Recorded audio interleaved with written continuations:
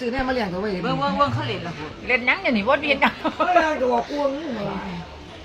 อะไรเล่นทองแล้วรับประเทศได้นี่ฮะเนี่ยก็เล่นทอง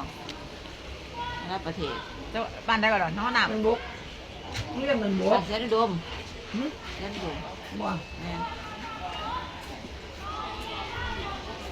โอ้ยมันบุกต้องหนามมันก็เสียดมเลยดิก็จะว่าจะเบาก็ได้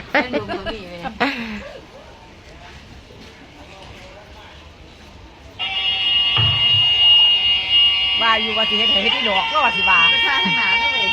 ทางหนาก็เจ้าสิบ่หันหน้ามาเฮาบ่ล่ะ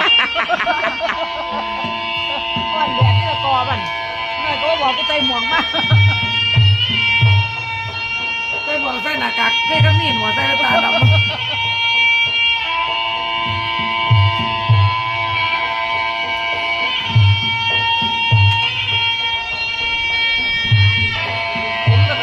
พร้อมกันดีเลยนะผมก็ได้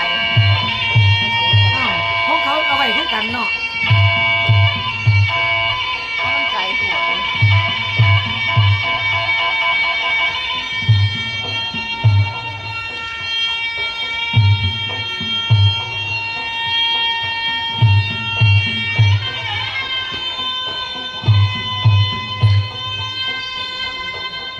นั่นดิหันมาเลยดิได้แบบนั้น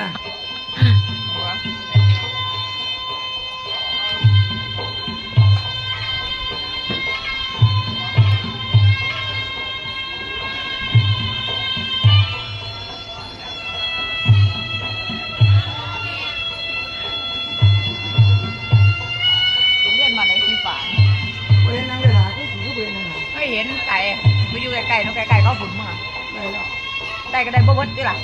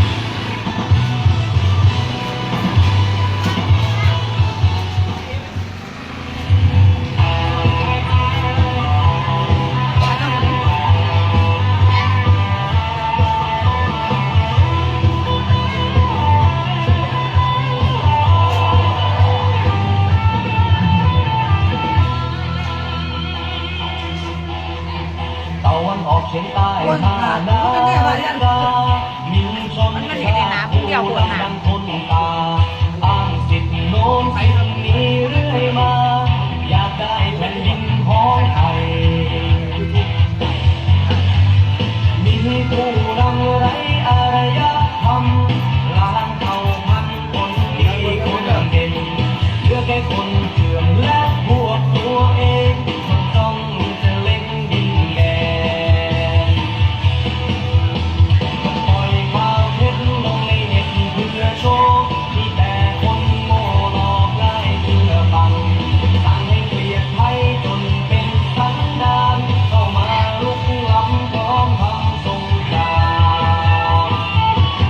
ไทยก็อยู่สงบของไทยแต่เล็กหน่อยพ่อหนึ่งพ่อสองคนประจำไทยยังเก็บอาการไม่พูดถึงมันใช้สูตรตัด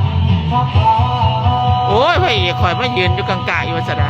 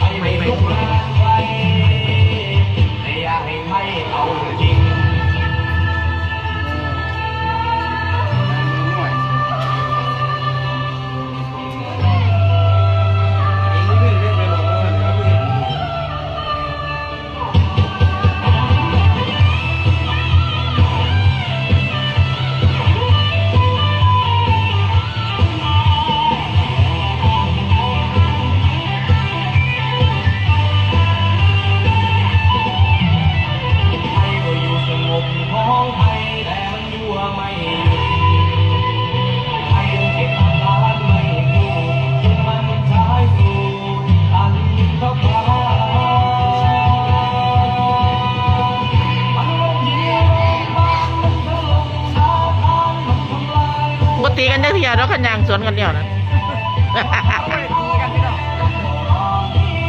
ว่ามันโดนรังแกฟ้องแม่ฟ้องนายทำตัวยังว่าเป็นผู้ถูกกระทำจากที่โลกจดจำว่ามันเป็นเรื่องยิ่งไทยไทยไม่ลุกลามใคร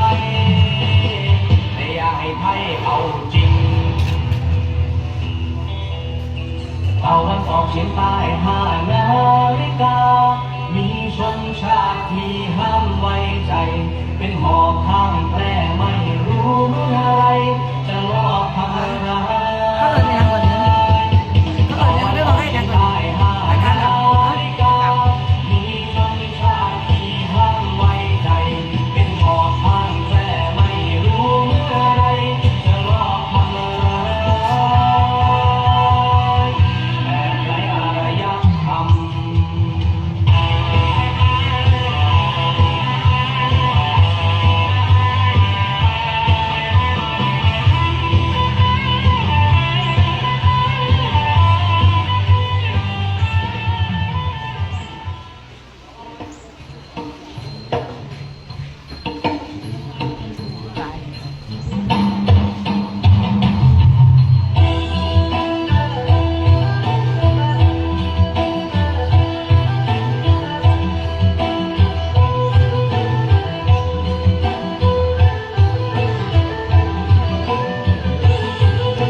เดี๋ยวพวกก็ยังไปยืนไปแย่ท่ายเอาเป็นไง